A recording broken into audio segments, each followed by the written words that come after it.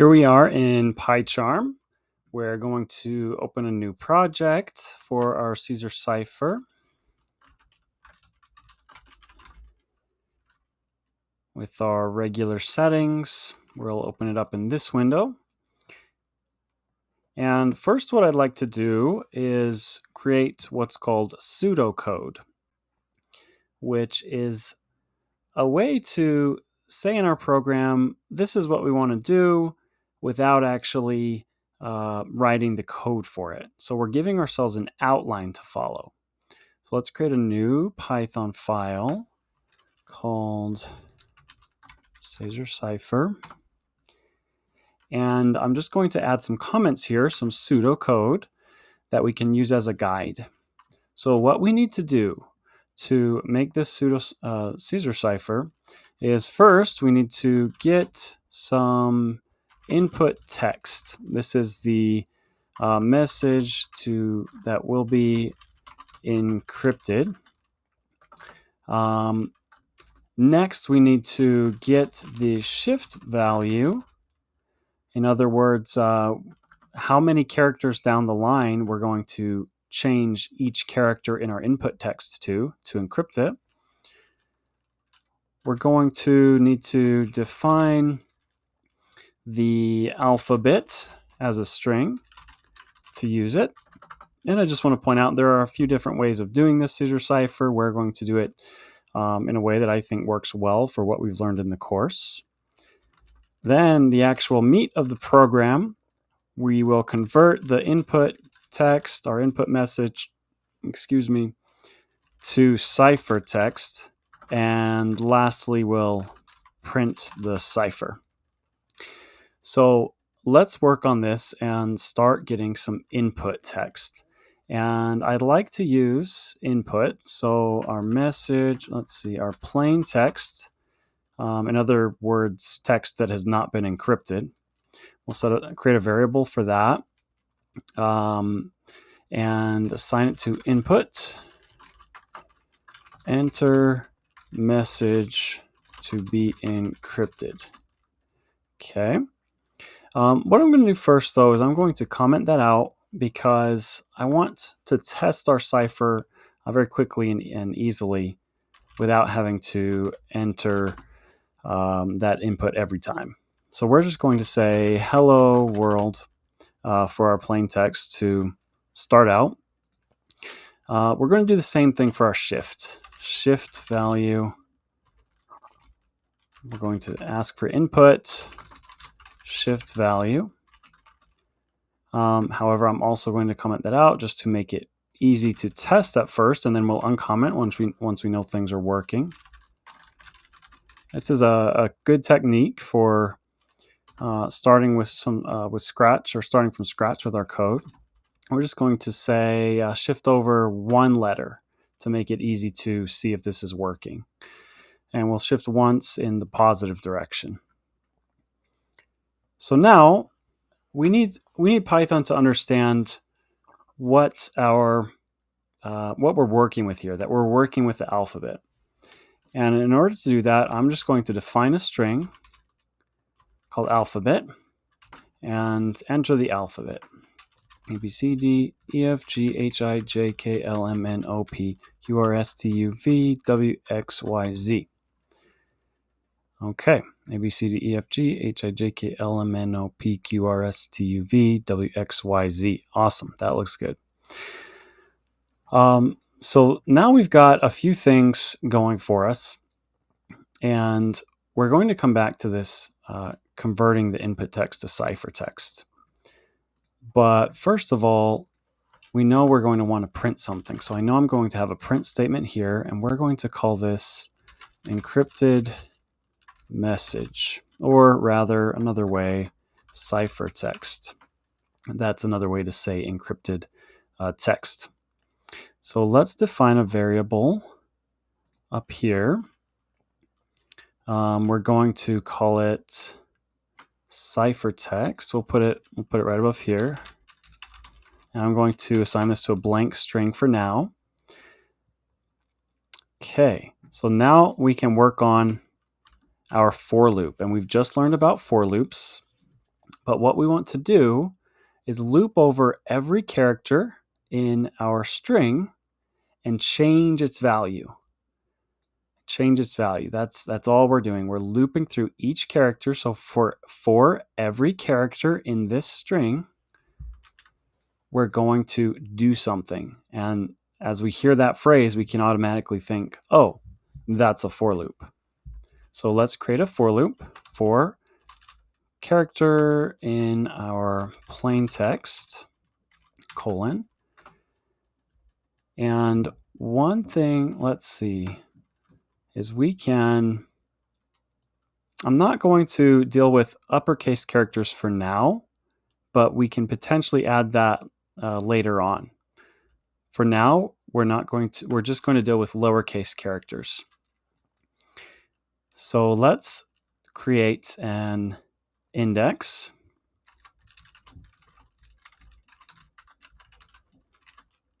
So we're getting the index position. Index is a method of the strings.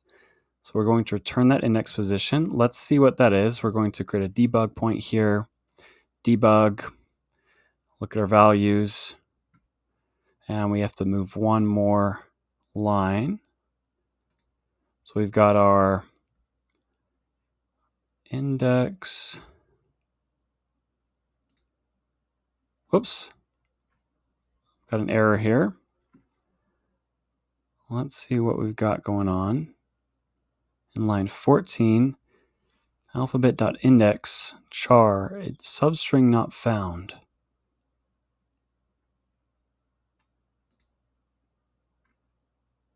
For character in plain text, so the character is H. Okay, it's because it's capitalized. So this is a great exercise in debugging, you guys. It says substring not found, so it's not finding char, which is H. And another reason I love PyCharm, it shows us all these values here in line. Char is currently H, uppercase H. That is not found in our string. So again, I want to make this easy. So let's just do lowercase hello world. And I think what I'd like to do is come back once we've got the basics Caesar Cipher encoder working, and we can add some functionality to it, such as uppercase, making it work with uppercase. So let's stop that and debug again and go one more line. And we see here our char is H and our index is 7. So 1, 2, 2 is B, 3 is C, 4 is D, 5 is E, 6 is F. 0 is A, 1 is B, 2 is C, 3 is D, 4 is E, 5 is F, 6 is G, 7 is H. That's our index position in this string of H. We've learned about indexing with things like strings and lists earlier on in the course. So now that we can see that's what that line is doing, we're getting that index. Let's do something with it. Let's create a shifted index. And we're going to assign that to our index value plus the shift value. And the shift value is 1. So we're going to shift it over one spot in the positive direction. We could make this negative as well, if we like. Now I want to tell you something. What happens if our shift value, if we are here at W, X, Y, Z, if we're at Z and we want to shift one character, well, there's nothing else after the Z, right? That's the end of our string. So one thing that we can do is use our modulus operator, modulus 26, which if you recall, modulus, we've used that to find even and odd numbers previously. This will give us a remainder. And if our value is Z and we shift, it would be the 27th character in the alphabet. There are only 26 characters in this alphabet.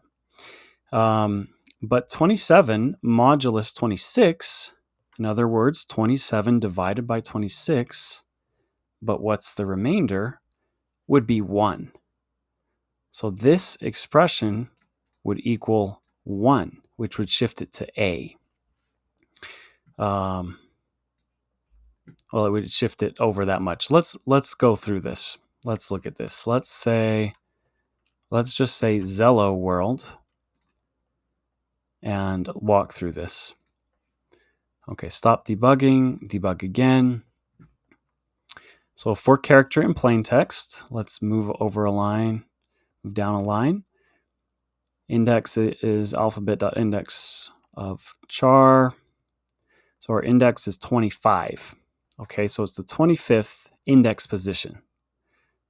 We have 26 elements, 25th index position because we start our indexing at 0.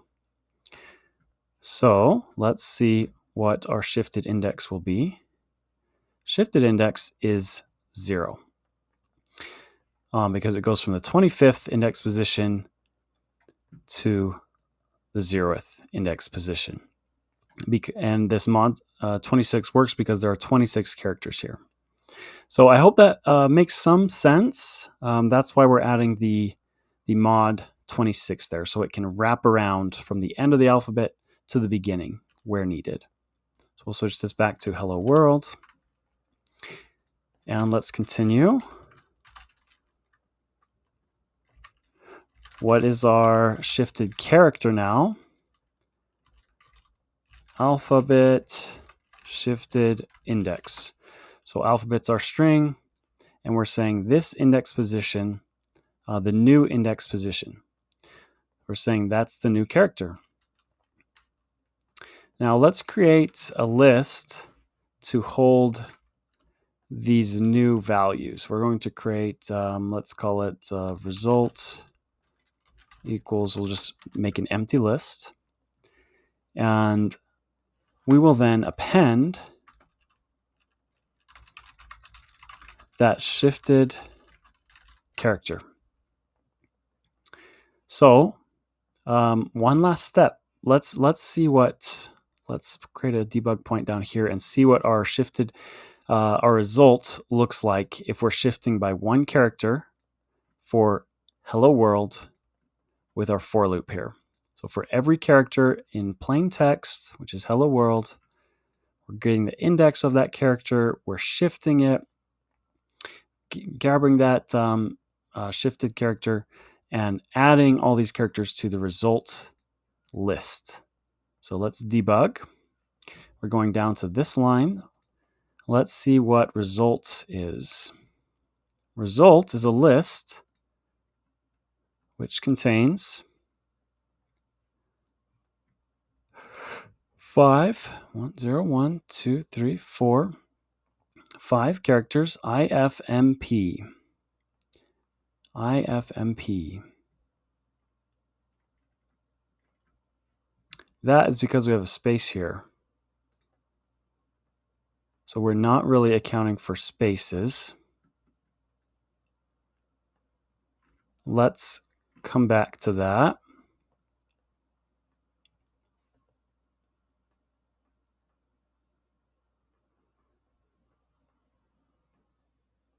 What we're doing is we're not accounting for spaces. We need to add spaces here. So what we can do is create an if-else statement. If character equals, let's see, if character is alpha. In other words, if it is alpha, a letter, then let's do this. So I'm going to stop debugging. So if it's a letter, and I can show you, I know about this function, is alpha. Let's see, we're not going to get the documentation there. That's okay. Then we'll do this. If it's not alpha, in other words, if it's a space, we're just going to result.append char, wherever we're at. So let's try that. So if it's a space, it will just append it to our list.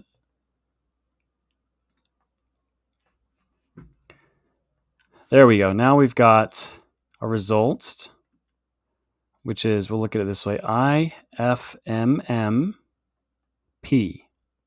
Now if we're looking at the alphabet, that's one value. So after H is I, after E is F, after L is M, after O is P. So we see each one of these letters has been shifted. And we have our space, and we have X, P, S, M, E, which is the shifted values for world. We've shifted one character down the alphabet. So that is great.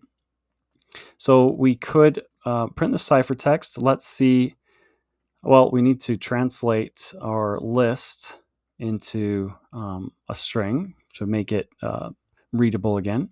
So what we're going to do is I'm going to use the .join method on results. And what the .join method does is we have a string, an empty string. We're just going to join every element in result together with an empty string. In other words, we're not adding anything to our result list. We're just combining it all together. That's what this .join method of any string does. So let's now, so that gets added to our ciphertext. Let's now test this. We're just going to run it. Okay, well, let's make this a little more readable. Let's say print f string. I love my f strings. Plain text.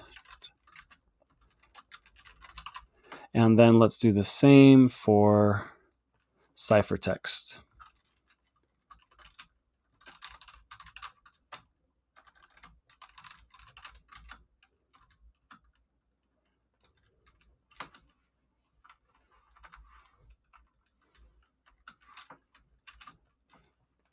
All right, let's try it again. Here we go. Our plain text was hello world. Excuse me. Ciphertext is IFMMPXPSME.